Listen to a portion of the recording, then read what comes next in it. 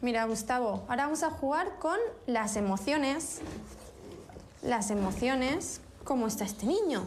Contento.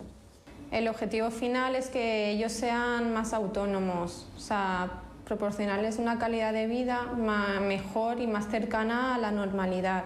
Entonces, en este aspecto lo que intentamos es que cada vez vaya consiguiendo mejores cosas, que pueda tener un aprendizaje dentro de sus posibilidades y que sepa hacer cosas por él mismo. En el tiempo que llevo de tratamiento aquí en el centro, yo he visto que su lenguaje ha mejorado notablemente. Sí, está más dispuesto a hablar y expresa mejor las ideas. En la parte del juego, en la parte social también.